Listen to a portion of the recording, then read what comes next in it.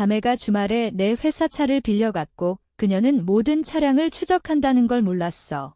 이제 그녀의 인생이 무너지기 시작했다의 리얼리스틱, 드러매틱 포스터 오브 A 영 커리어 우먼인 허 30S 스탠딩 언론 A 레이니 솔 스트리트 앳 나잇.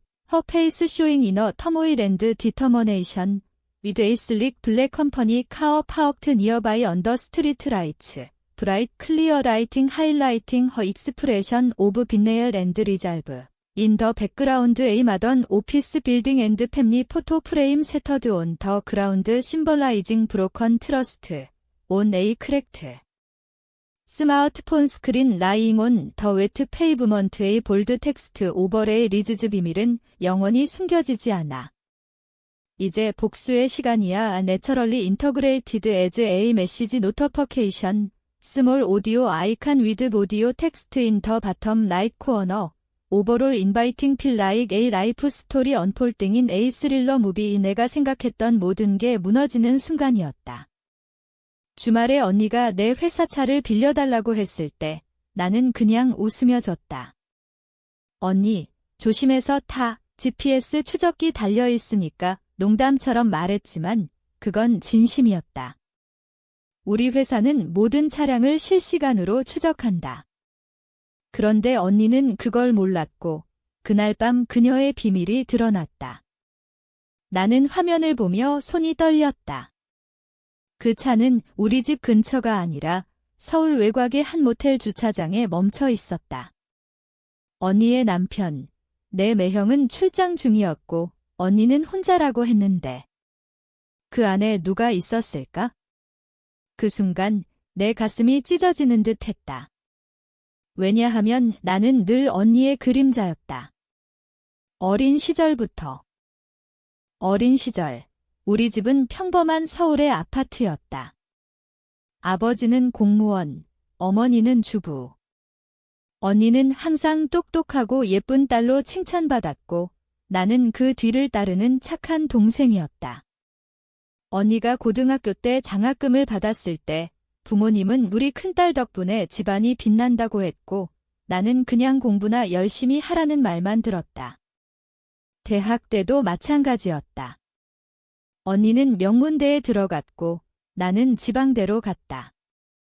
너는 언니처럼 안 돼도 돼. 그냥 안정적으로 살면 돼. 그 말들이 쌓여갔다.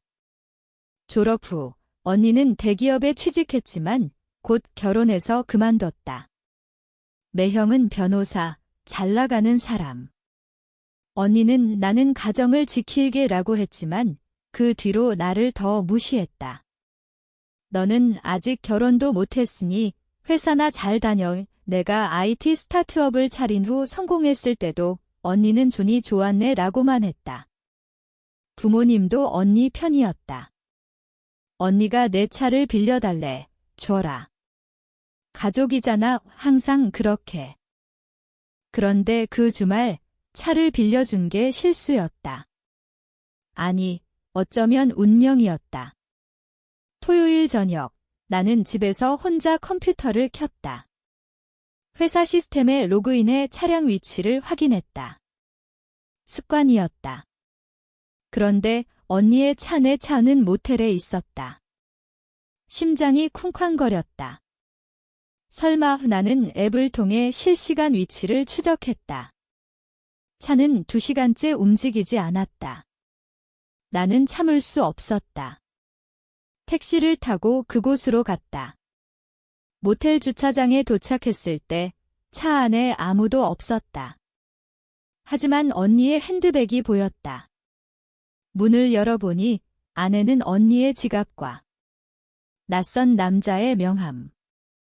명함에는 김민준, 마케팅 팀장이라고 적혀 있었다. 언니 회사 동료. 아니, 언니는 결혼 후 일 그만뒀는데. 그 순간 모텔방에서 웃음소리가 들렸다. 언니의 목소리였다. 오빠, 조심해. 동생 차야. 그 말에 내 세계가 무너졌다. 나는 그 자리에 서서 눈물이 흘렀다. 왜 언니는 항상 이렇게 나를 이용할까? 어린 시절부터 언니는 내 물건을 마음대로 썼다. 내 옷, 내 책, 심지어 내 친구들까지. 동생 거니까 상관없어 라고 하면서. 부모님은 컨니니까 양보해 라고 했다. 그게 쌓여서 나는 점점 작아졌다. 회사에서 성공한 후에도 가족 모임에서 언니는 내 동생이 요즘 잘 나가네. 하지만 아직 미혼이야 라고 비아냥거렸다. 매형도 마찬가지였다. 너처럼 일만 하는 여자는 매력 없어. 그 말들이 칼처럼 박혔다. 그런데 이제 언니가 내 차로 불륜을 저지르고 있었다. 나는 사진을 찍었다. 차 위치 로그, 모텔 사진, 명함. 모든 증거를. 다음 날 언니가 차를 돌려주러 왔다. 고마워, 잘 썼어, 웃으며 말했다. 나는 아무 말 없이 차 키를 받았다. 하지만 속으로는 불타고 있었다. 언니, 이제 내 비밀이 내 손에 있어. 나는 그날 밤 부모님께 전화를 걸었다. 아니, 아직 아니었다. 먼저 매형에게 연락했다. 익명으로. 당신 아내가 모텔에서 다른 남자와 있었어요. 증거는 이 사진 보세요. 사진을 보냈다. 매형의 반응은 빨랐다. 다음 날 언니 집에서 소란이 일어났다. 부모님께서 전화 왔다. 무슨 일이야? 매형이 화났대. 나는 모르는 척했다. 언니가 차 빌려간 후 이상하던데요. 그게 시작이었다. 언니는 매형과 싸우고 결국 이혼 소송까지 갔다. 언니는 나를 의심했다. 너 짓이야? 내 차 GPS 때문이야. 하지만 나는 언니, 내가 왜? 라고만 했다. 속으로는 웃었다. 이제 언니가 느껴보는 거야. 배신당하는 기분을. 언니의 삶이 무너지는 걸 보는 건 고통스러웠지만 동시에 해방감이 들었다. 부모님은 언니 편을 들었지만 증거 앞에서 입을 다물었다. 어떻게 그런 짓을. 언니는 울면서 나에게 왔다. 미안해, 동생아. 내가 잘못했어. 하지만 그 사과는 진심이 아니었다. 그냥 상황을 모면하려는 거이. 나는 언니, 이제 내 인생 내가 알아서 해라고 말했다. 그 후 나는 가족과 거리를 뒀다. 회사에 더 집중했다. 언니는 이혼 후 혼자 살게 됐다. 그 남자와도 헤어졌다고 들었다. 부모님은 나를 더 인정하게 됐다.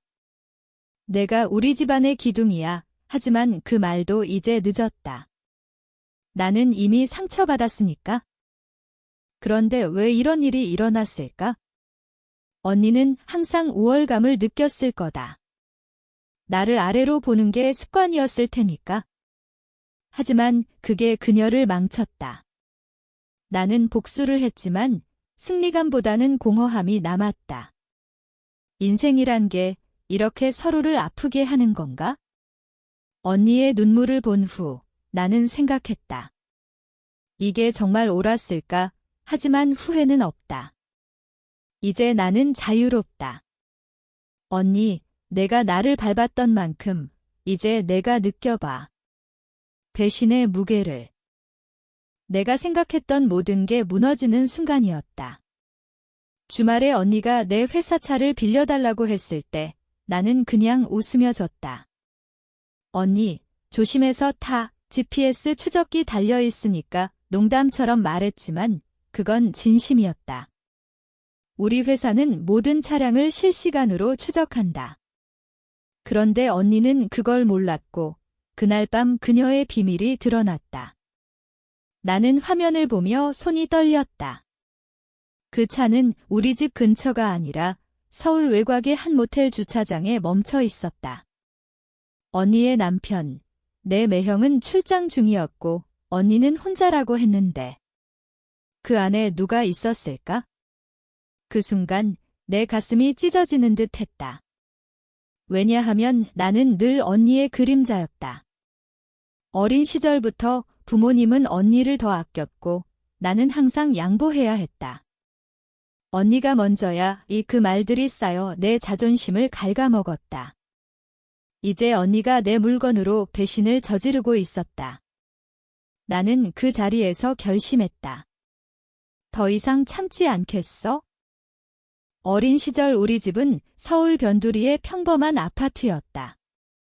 아버지는 작은 회사에서 일하셨고 어머니는 집에서 우리를 키웠다. 언니, 김지은은 항상 빛났다. 학교에서 1등, 미인대회에서 상, 모든 게 그녀 차지였다. 나는 김지현, 그냥 착한 둘째였다. 언니가 새 옷을 사면 나는 헌 옷을 물려받았다. 언니가 입던 거니까 좋지. 부모님의 말에 나는 고개를 끄덕일 수밖에 없었다. 고등학교 때 언니는 서울대에 합격했지만 나는 가까운 대학에 갔다.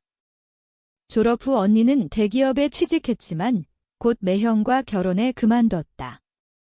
매형은 잘나가는 사업가, 언니는 행복한 주부가 됐다. 나는 IT 회사를 차려 성공했지만 가족 모임에서 언니는 항상 지현이는 일만 알아. 결혼은 언제 할 거야? 라고 비아냥거렸다. 부모님도 언니 말 들어 라고 하셨다. 그게 쌓여갔다. 언니는 내 성공을 인정하지 않았다.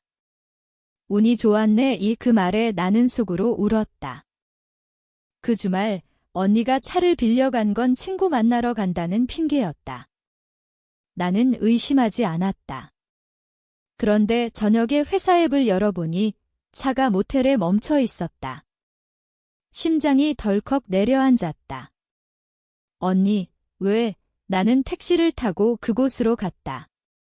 주차장에서 차를 보니 안에는 언니의 가방과 낯선 남자의 재킷. 모텔 창문에서 웃음소리가 새어나왔다. 언니의 목소리. 오빠, 빨리 들어와. 그 순간 내 세계가 무너졌다. 언니는 매형을 배신하고 있었다. 나는 사진을 찍었다. 위치 로그, 모텔 간판, 모든 걸 집으로 돌아와 밤새 울었다. 왜 언니는 항상 나를 이용할까? 어린 시절부터 내 장난감을 빼앗고 내 친구를 데려가고 이제 내 차로 불륜을. 다음 날 언니가 차를 돌려주러 왔다. 고마워, 잘 썼어. 미소 지었다. 나는 언니, 어디 갔었어? 라고 물었다. 언니는 그냥 드라이브라고 대답했다. 거짓말. 나는 속으로 끓었다. 그날 밤 나는 매형에게 익명 메시지를 보냈다. 아내가 모텔에서 다른 남자와 있었어요. 증거 사진 봐요. 사진을 첨부했다. 다음 날 언니 집에서 싸움이 시작됐다. 매형의 분노, 언니의 변명. 부모님께 연락이 왔다. 지은이 이혼할지도 몰라. 나는 모르는 척했다. 하지만 속으로는 만족했다. 언니, 내가 나를 밟았던 만큼 이제 느껴봐. 언니는 나를 의심했다. 지현아, 내 차 GPS 때문이야? 너가 한 짓이야. 나는 언니, 내가 왜? 라고 대답했다. 하지만 눈빛으로 알았다. 언니의 삶이 무너지기 시작했다.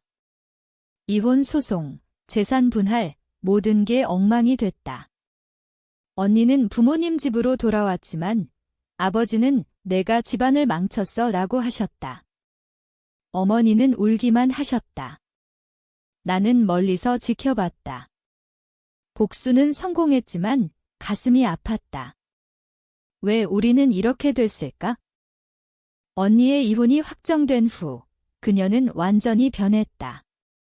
예전의 자신감은 사라지고 눈빛이 공허해졌다. 지현아, 미안해. 내가 잘못했어. 언니가 찾아와 울었다. 하지만 그 사과는 진심이 아니었다. 그냥 도움을 바라는 것. 나는 언니, 이제 내 인생 내가 알아서 해라고 말했다. 그 말에 언니의 얼굴이 일그러졌다. 그녀는 처음으로 자신의 잘못을 직면했다. 어린 시절부터 언니는 나를 경쟁자로 보지 않았다. 그냥 이용할 대상. 동생이니까 양보해. 그 말이 내 자존심을 짓밟았다. 이제 언니가 그 고통을 느끼는 차례였다. 나는 회사에 더 집중했다. 성공은 계속됐지만 가족과의 관계는 멀어졌다. 부모님은 화해하자고 하셨지만 나는 시간이 필요해요 라고 대답했다. 속으로는 영원히 없을 시간. 언니는 재취업을 시도했다. 하지만 소문이 퍼졌다. 불륜으로 이혼했다더라에 서울은 좁다. 언니는 작은 사무실에서 일하게 됐다. 예전 대기업 생활과 비교하면 초라했다. 매형은 재혼 소식을 알렸다. 언니는 더 무너졌다. 오빠가 다른 여자와 울면서 말했다. 나는 듣기만 했다. 공감하지 않았다. 어느 날 언니가 다시 왔다. 지현아, 일자리 소개해줘. 내 회사에 나는 고개를 저었다. 언니, 자격 없어. 그 말에 언니가 소리쳤다. 너 때문에 내 인생 망쳤어. 나는 차분히 대답했다. 언니 때문에 내 인생이 망가질 뻔했어. 어린 시절부터 언니는 충격받았다. 우리는 처음으로 솔직한 대화를 나눴다. 언니는 내가 질투했어. 내가 성공하는 게 부러웠어 라고 고백했다. 나는 그게 내가 나를 무시한 이유야 라고 물었다. 언니는 고개를 숙였다. 하지만 용서는 없었다. 나는 언니를 용서할 수 없었다. 상처는 너무 깊었다. 언니는 떠났고 나는 혼자 남았다. 복수의 후유증. 가슴이 텅 비었다. 인생이란 이런 건가? 서로를 아프게 하는? 시간이 지나면서 언니의 삶은 더 힘들어졌다. 일자리를 잃고 친구들이 멀어졌다. 지은아, 너처럼은 안 될게. 그런 말들이 그녀를 괴롭혔다. 부모님 집에서 지내지만 분위기는 차가웠다. 아버지는 내가 반성해 라고 하셨다. 언니는 우울증에 걸렸다. 병원에 다니기 시작했다. 나는 그 소식을 듣고도 움직이지 않았다. 언니, 내가 뿌린 대로 거두는 거야? 내 삶은 반대였다. 회사가 성장하고 새로운 파트너를 만났다. 그는 이해심 많았고 내 과거를 듣고 강한 사람이네 라고 말했다. 하지만 밤마다 언니의 얼굴이 떠올랐다. 복수가 정말 옳았을까? 어쩌면 나는 언니처럼 됐을까? 그 생각이 나를 괴롭혔다. 언니가 다시 연락 왔다. 지현아, 도와줘. 돈 좀 빌려줘. 나는 거절했다. 언니, 스스로 해결해. 언니는 화를 냈다. 너는 가족도 아니야. 그 말에 나는 웃었다. 언니가 먼저 가족을 버렸어. 통화를 끊었다. 그 후 언니는 사라졌다. 부모님께 들으니 지방으로 이사 갔다고. 나는 부모님을 더 자주 뵀다. 지현아, 언니 걱정돼. 어머니의 말에 나는 언니가 선택한 길이에요 라고 대답했다. 하지만 속으로는 미안했다. 어쩌면 과했다. 몇 개월 후 언니가 돌아왔다. 더 야위고 눈빛이 죽어 있었다. 지현아, 진심으로 미안해. 내가 잘못했어. 이번엔 진심이었다. 울면서 어린 시절 이야기를 했다. 부모님이 나를 더 기대해서 너를 무시했어. 미안, 나는 듣고 있었다. 가슴이 아팠다. 언니, 왜 이제야? 언니는 무너져봐야 알았어 라고 말했다. 우리는 대화했다. 오랜만에. 언니의 불륜 이유, 매형과의 불행. 매형이 나를 무시했어? 그래서 나는 그게 나를 이용할 이유는 아니야 라고 말했다. 언니는 고개를 숙였다. 그날 나는 조금 풀렸다. 언니, 천천히 해. 하지만 완전한 화해는 아니었다. 상처는 남아 있었다. 언니는 치료를 받으며 회복했다. 나는 도왔다. 일자리를 소개했다. 언니는 감사했다. 고마워, 지현아. 언니가 새 삶을 시작했다. 작은 회사에서 일하며 나는 지켜봤다. 그녀는 변했다. 더 겸손해졌다. 가족 모임에서 지현 덕분이야 라고 말했다. 부모님은 기뻐하셨다. 하지만 나는 여전히 거리를 뒀다. 복수의 그림자가 남아 있었다. 내 파트너와 결혼 이야기가 나왔다. 언니는 축하했다. 행복해라의 진심이었다. 하지만 나는 선니도라고 대답했다. 속으로는 복잡했다. 시간이 약이었다. 언니와의 관계가 서서히 회복됐다. 하지만 완벽하지 않았다. 과거는 지워지지 않았다. 어느 날 언니가 고백했다. 그 남자, 회사 동료였어. 매형과 싸우다 실수했어. 나는 돼 내 차로, 언니는 그냥. 편해서 그 말에 다시 화가 났다. 언니, 나를 생각 안 했어. 언니는 울었다. 미안. 나는 용서하려 노력했다. 하지만 쉽지 않았다. 복수는 나를 바꿔놓았다. 더 냉정해졌다. 언니의 삶은 안정됐다. 새 남자를 만났다. 착한 사람. 나는 잘 되라 라고 말했다. 결혼식에서 언니를 봤다. 행복해 보였다. 나는 축하했다. 하지만 속으로는 이게 끝인가 생각했다. 복수의 대가, 우리 둘 다 잃었다. 부모님은 이제 다 괜찮아 라고 하셨다. 하지만 아니었다. 상처는 남아. 언니가 아이를 가졌다. 소식에 나는 축하했다. 조카야, 언니는 지현아, 고마워. 내가 아니었으면 나는 졌니, 이제 그만. 관계가 정상화됐다. 하지만 깊은 곳에서 나는 여전히 아팠다. 시간 지나 나는 회사를 매각했다. 자유로워졌다. 언니와 더 가까워졌다. 과거 잊자 언니의 말에 나는 끄덕였다. 하지만 밤에 생각했다. 복수는 필요했을까? 이제 우리는 가족이다. 하지만 그날의 기억은 남아. 언니, 내가 나를 아프게 한 대로 나는 너를 아프게 했다. 이게 인생일까? 아니면 우리는 서로를 용서해야 할까? 그 질문이 영원히 남는다.